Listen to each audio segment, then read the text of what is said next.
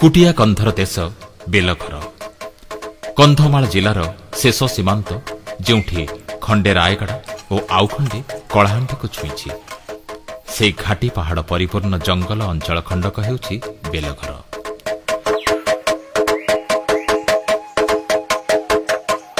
ସମୁଦ୍ରଠାରୁ ପ୍ରାୟ 2500 ଫୁଟ ଉଚ୍ଚରେ ଏହି ଅଞ୍ଚଳ। ତୁମୁଡ଼ି ବନ୍ଧଠାରୁ ରାସ୍ତାଟିଏ ଲମ୍ବି ଯାଇଛି ବେଲଘର ଆଡ଼େ।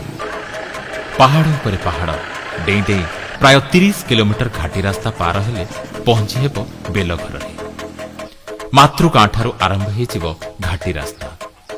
ଦୁଇ ପାଖେ ଆକାଶକୁ ଛୁଇଁଥିବା ଉଚ୍ଚ ଉଚ୍ଚ ମାଳମାଳ ପାହାଡ଼, ପାହାଡ଼ି ଉପତ୍ୟକା ଆଉ ଘଞ୍ଚ ଜଙ୍ଗଲ। କେଡ଼େ କେଡ଼େ ରାସ୍ତାକୁ ଦରୱାନ ପରି ଜଗିଥିବା ଧାଡ଼ି ଧାଡ଼ି ଶାଳ ଗଛ, ରାସ୍ତା ଉପରକୁ ଆଉଜି ପଡ଼ିଥିବା ପିଆଶାଳ, କୁସୁମ ଆଦି ପୁରୁଣା ଜଙ୍ଗଲୀ ଗଛ, ରାସ୍ତା ସାରା ବିଛାଡ଼ି ପଡ଼ିଥିବା ସୁନାରୀ, କୁରେଇ, ସରକାରୀ ଆଦି ଜଙ୍ଗଲୀ ଫୁଲ, ଚହଟି ଆସୁଥିବ ଜଙ୍ଗଲୀ ଫୁଲମାନଙ୍କର ମଧୁର ବାସ୍ନା। ପାଚିଲା କେନ୍ଦୁ, ମହୁଲ ଫୁଲ ଆଦିର ଏକ ଫେଣ୍ଟା ଫେଣ୍ଟି ମହକ ମତୁଆଲା କରିଦେବ ମନକୁ। ଜଙ୍ଗଲ ସାରା ଘେରି ରହିଥିବ ନିର୍ଜନତା ଆଉ ନୀରବତା। ଜଙ୍ଗଲୀ ପକ୍ଷୀଙ୍କ କୁଜନ କେବଳ ରହି ରହି ଭଙ୍ଗ କରୁଥିବ ସେ ନୀରବତାକୁ। ଗଛ ଡାଳରେ ଦୋଳି ଖେଳୁଥିବେ ମାଙ୍କଡ଼ମାନେ, ଗୁମୁରୁଥିବ କପୋତୀ, ଉଡ଼ିଯାଉଥିବେ ଶୁଆଦଳ ଏ ଗଛରୁ ସେ ଗଛକୁ।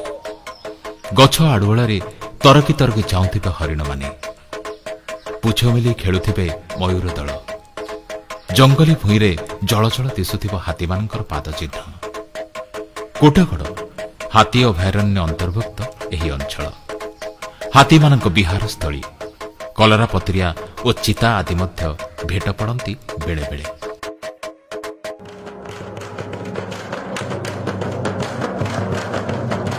ଇଏ ହେଉଛି କୁଟିଆ କନ୍ଧର ଦେଶ, ଧରଣୀ ପେନୁର ଦେଶ। ରାସ୍ତା ଉପରୁ ଚାହିଁଲେ ଦୂରରେ ପାହାଡ଼, ତଳେ ଦିଶିବ କୁଟିଆ କନ୍ଧ ଗାଁ ସବୁ। 6ଟି ପଞ୍ଚାୟତର 100ରୁ ଅଧିକ ଗାଁ ବିଛାଡ଼ି ହୋଇ ରହିଛି ଅଞ୍ଚଳ ସାରା। ଜଙ୍ଗଲ ଆଢ଼ୁଆଳରେ, ପାହାଡ଼ ସନ୍ଧିରେ, ଝରଣା କୂଳରେ ଛୋଟ ଛୋଟ କୁଟିଆ କନ୍ଧ ଗାଁ। ପାହାଡ଼ ପରି, ଜଙ୍ଗଲ ପରି, ଝରଣା ପରି ପ୍ରାକୃତିକ ଓ ସ୍ୱତନ୍ତ୍ର ସେମାନଙ୍କ ଜୀବନଧାରା। ଧରଣୀ ଅଛି ତ ଜୀବନ ଅଛି, ଜଙ୍ଗଲ ଅଛି ତ ଖାଦ୍ୟ ଅଛି, ପାହାଡ଼ ଅଛି ତ ଫସଲ ଅଛି, ସଲପ ଅଛି ତ ସୁଖ ଅଛି, ପରବ ଅଛି, ଗୀତ ଅଛି, ନାଚ ଅଛି, ଜୀବନ ଅଛି। ପାହାଡ଼ ଉପରେ ଫସଲ ଫଳାଏ କୁଟିଆ। ନିଜ ପାଇଁ ଆବଶ୍ୟକ ସବୁ ପ୍ରକାର ଫସଲ, ଧାନ, ମକା, ମାଣ୍ଡିଆ, ସୁଆଁ, କାନ୍ଦୁଲ, ରାଶି, ସୋରିଷ, ବୋଇତାଳୁ, କାଙ୍କଡ଼ ଆଦି ହରେକ ରକମର ଜିନିଷ। ବାହାରୁ କିଣି ଖାଇବା କୁଟିଆର ପସନ୍ଦ ନୁହେଁ। ଘରେ ଖାଦି ନଥିଲେ ଜଙ୍ଗଲରୁ ଖୋଳି ଆଣିବ କନ୍ଦା, ତୋଳି ଆଣିବ ବରଡ଼ା ଶାଗ, ଖୋଜି ଆଣିବ କୁଟୁରା କି କାପ୍ତା। ହେଲେ ହାତ ପତେଇବନି। ଜମି ଯାହା ଦେଉଛି, ଜଙ୍ଗଲ ଯାହା ଦେଉଛି, ପାହାଡ଼ ଯାହା ଦେଇଛି, ତାକୁ ନେଇ ସନ୍ତୁଷ୍ଟ କୁଟିଆ। ସବୁ ଋତୁରେ ଭିନ୍ନ ଭିନ୍ନ ଅନୁଭବ ଏଠି। ଶୀତ ଋତୁରେ ଘୋ ଘୋ ଶୀତ, ବର୍ଷା ଦିନେ ଢୁ ଢୁ ବର୍ଷା, ଖରା ଦିନେ ବଣ ପୋଡ଼ିର ଧୁ ଧୁ ଗରମ, ଶୀତ ଦିନେ କୁହୁଡ଼ି ଘୋଡ଼େଇ ହୋଇ ପଡ଼ୁଥିବା ଉପତ୍ୟକା, ଶାଳବଣ ଅନ୍ଧାରକୁ ଭେଦି ପଶି ଆସୁଥିବା ଶୀତୁଆ ସୂର୍ଯ୍ୟର କିରଣ, ପତ୍ର ଦେହରୁ ଟପ୍ ଟପ୍ ନିଗିଡ଼ି ପଡ଼ୁଥିବା କାକର ଟାଣିନେବ ଏକ ଭିନ୍ନ ଜଗତକୁ। ଆଗ ପରି ଆଉ ଅପହଞ୍ଚ ହୋଇ ରହିନି ଏ ଅଞ୍ଚଳ। ବେଲଘରରେ ପହଞ୍ଚିବାକୁ ତିଆରି ହୋଇଛି ଚଉଡ଼ା ଘାଟି ରାସ୍ତା।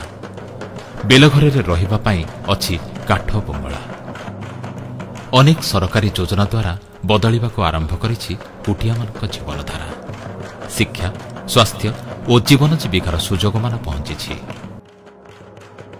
ତଥାପି ବଞ୍ଚିବା ପାଇଁ କୁଟିଆ ଆଶ୍ରା କରିଛି ସେହି ଜଙ୍ଗଲକୁ, ପାହାଡ଼କୁ, ପରମ୍ପରାକୁ, ନିଜର ମେହନତକୁ।